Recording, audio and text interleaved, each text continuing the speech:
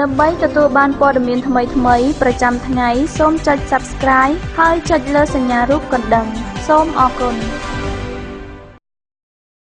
នៅថ្ងៃទី 10 ធ្នូនេះគឺជាទិវាសិទ្ធិមនុស្សអន្តរជាតិនៅកម្ពុជាការគោរពសិទ្ធិមនុស្សត្រូវបានក្រុមអង្គការសង្គមស៊ីវិលមួយចំនួនវិតម្លៃថាមានស្ថានភាពអាប់អួរក្នុងមួយរយៈចុងក្រោយនេះប៉ុន្តែមន្ត្រីរដ្ឋាភិបាលវិញថាការគោរពសិទ្ធិមនុស្សនៅកម្ពុជាអាស្រ័យតែទៅលើមាត់គេនិយាយសូមស្ដាប់សេចក្តីរាយការណ៍របស់អេងគឹមហុង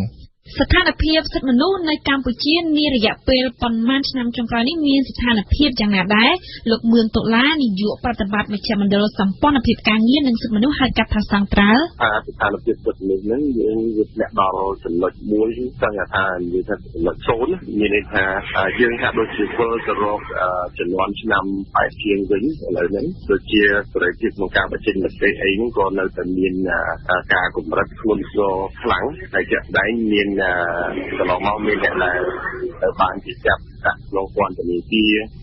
ដោយសារពីការបញ្ចេញមតិតាមវិទ្យុតាមបណ្ដាញសង្គមដូចជា Facebook អីហ្នឹងមួយចំនួនហើយការប្រមូលផ្ដុំការបញ្ចេញមតិតាមរយៈការប្រមូលផ្ដុំជាសាធារណៈហ្នឹងគឺថាវាអត់អាចកើតមានតែម្ដងឥឡូវនេះហើយជារឿយៗគឺខាងរដ្ឋាភិបាលលោកតែងតែផ្ញើសារគម្រាមទៅដល់អ្នកដែលរិះគន់អីឡាក់ហ្នឹងអញ្ចឹងហើយនឹងបង្ក្រាបទៅលើអ្នកណាដែលចង់តវ៉ាទាមទារអីមួយអញ្ចឹងណាអញ្ចឹងបើយើងមើលទៅលើបញ្ហាសិទ្ធិមនុស្សយើងកំពុងតែត្រឡប់ទៅរកឆ្នាំឬក៏ទសវត្សរ៍ទី80វិញហើយនេះបាទចង់លោកអិនគង្គចិត្តមន្ត្រីសម្រាប់សម្រួលអង្គការការពារសិទ្ធិមនុស្សលីកាដូប្រចាំខេត្តកោះកុងវិញបាទយើងឃើញស្ថានភាពសិទ្ធិមនុស្សឥឡូវវាចូលទៅស្ថានភាពដូចtrongឆ្នាំ1980ទសវត្សរ៍ទី80ហ្នឹងទាក់ទងនឹងសេរីភាពរបស់ប្រជាពលរដ្ឋយើងឃើញថាចុងក្រោយនេះត្រូវបានរំលោភទាំងស្រុងទាក់ទងសេរីភាពប្រជាពលរដ្ឋដូចជាសេរីភាពនៃការជួបជុំសេរីភាពក្នុងការធ្វើដំណើរបាទហើយនឹងសេរីភាពពីទស្សនៈនយោបាយក៏បញ្ហាទាំងអស់នេះជាបញ្ហានៃការព្រួយបារម្ភរួមផ្សំនឹងសិទ្ធិទទួលបានយុត្តិធម៌គឺនៅតែត្រូវបានរំលោភបំពានបាទមកដល់ពេលនេះយើងឃើញថា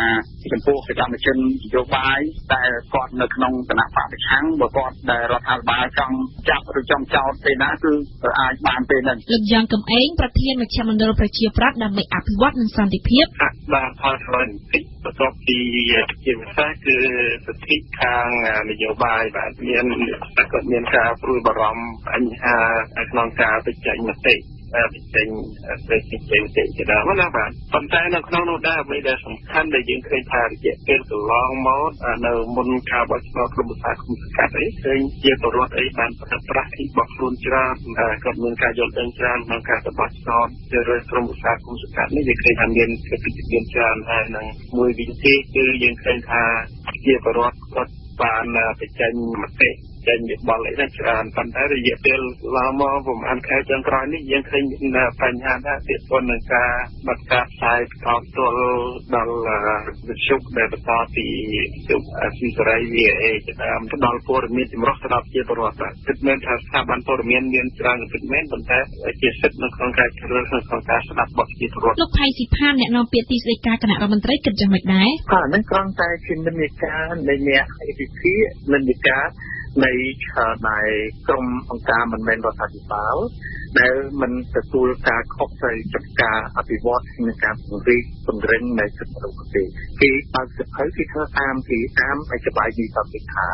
ហើយយើងថាដើរថយក្រោយចំពោះខ្ញុំដែលជាមន្ត្រីរាជការតាំងធ្វើ20ឆ្នាំជាងហើយខ្ញុំមិនដែលឮថាកម្ពុជាទទួលបានមានសិទ្ធិមនុស្សអត់ដែលមានទេអត់ដែលឮទេសង្គមស៊ីវិលមួយចំនួននិយាយជាមួយខ្ញុំច្រើនដងតែងតែនិយាយថាកម្ពុជាអត់មានសិទ្ធិហើយជាចំនួនប្រជាទៅវិញដែលប្រទេសណាដែលមានសិទ្ធិខ្ចោះហើយជាអភិវឌ្ឍវាយើងឃើញសភាពទៅអើងតែជាសិទ្ធិរបស់ពួកស្បែកអត់កលដែលមានពណ៌ហើយជាមួយនឹងស្បែកដែលមានពណ៌នៅខាងតតិចគឺចាប់ផ្ដើមការធ្វើយ៉ាងខ្លាំងបំផុតពីឆ្នាំ1961រហូតដល់ឆ្នាំ2017នេះតើបានល្អប៉ុណ្ណារវាងស្បែកខ្មៅនិងស្បែកសហើយរវាងស្បែកលឿងនិងស្បែកសនៅខាងរដ្ឋតិចណាតែជឿថាតើការណាមួយទេដែលធ្វើឲ្យសិទ្ធិមនុស្សមិនមែនបានសិទ្ធិថាហើយអ្នកដែលមករៀនសិទ្ធិមនុស្សមិនដែលនៅកម្ពុជាទោះជាបរទេសគេមិនដែលបានមានការពិសោធន៍ ក្នុងការកសាងសេដ្ឋកិច្ចជាតិនិងសិទ្ធិមនុស្សទេដូច្នេះខ្ញុំអត់ទទួលស្ដាប់អ្នកទាំងអស់ទេគេគ្រាន់តែបើកទៅថាតាមអ្នកបង្រៀនដែលមកពីក្រៅតែប៉ុណ្ណោះហើយអ្នកមកពីក្រៅហ្នឹងមិនដែលមាន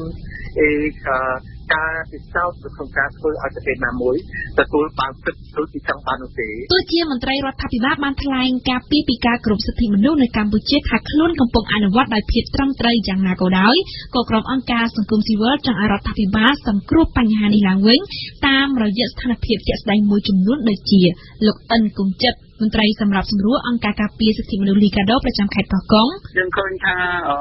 នយោបាយជាពិសេសគណៈបកកណ្ដាលអំណាចនិងរដ្ឋាភិបាលត្រូវតែឆ្លុះបញ្ចាំងខ្លួនឯងវិញអំពីការបដិញ្ញាចិត្តទាំងឡាយដែលបានធ្វើការបដិញ្ញាចិត្តកន្លងមកដូចជាតាមរយៈនៃកិច្ចព្រមព្រៀងទីក្រុងប៉ារីសហើយនឹងស្មារតីនៃរដ្ឋធម្មនុញ្ញនៃប្រជាណាចក្រកម្ពុជាហើយនឹងត្រូវតែខិតខំបំពេញទៅតាមអ្វីដែលប្រទេសកម្ពុជាធ្លាប់បដិញ្ញាចិត្តនឹង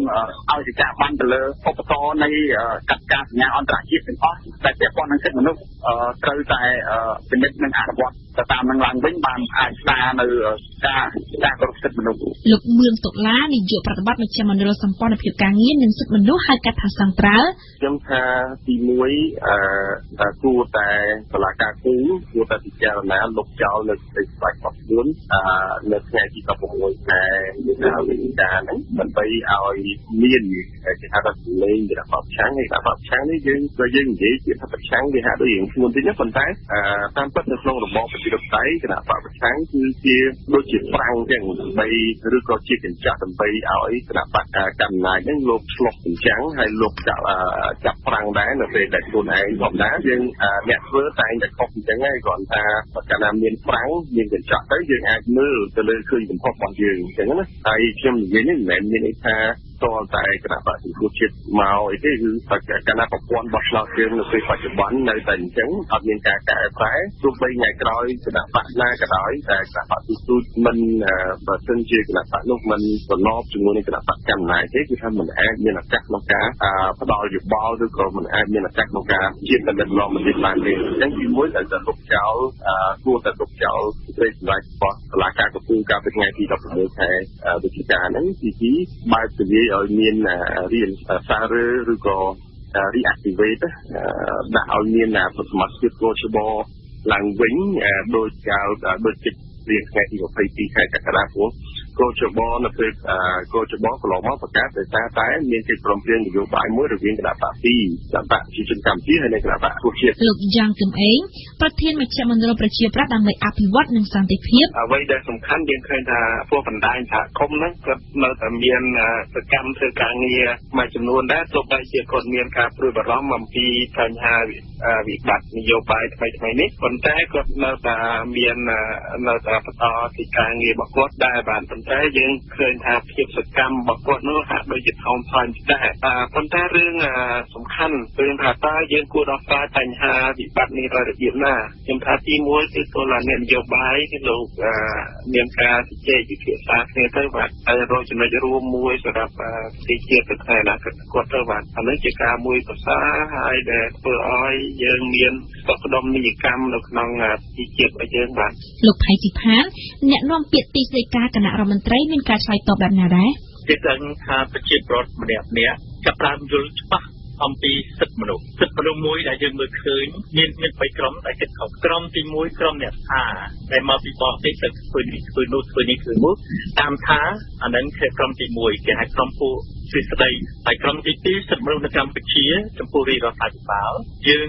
និយាយអំពីកិច្ចការពារសិទ្ធិមនុស្សតាមរយៈមានច្បាប់មួយគ្រប់គ្រាន់មានច្បាប់មួយដែលមានភាពទំនើបដើម្បីបន្តទៅកិច្ចការពារ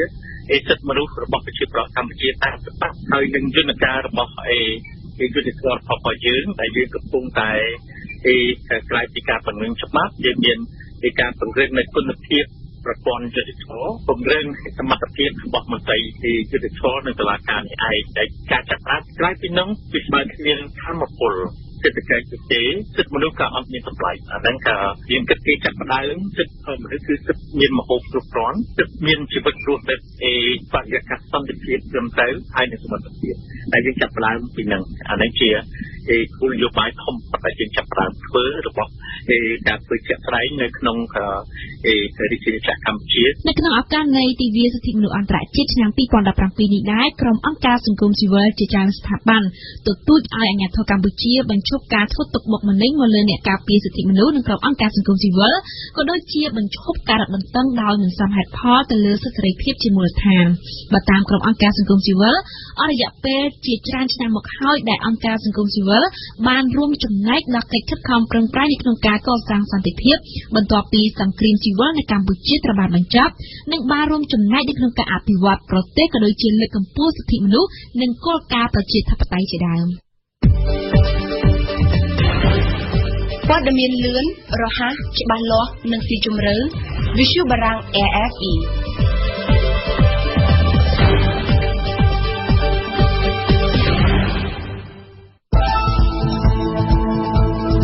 ប្រវត្តិសាស្ត្រពិភពលោក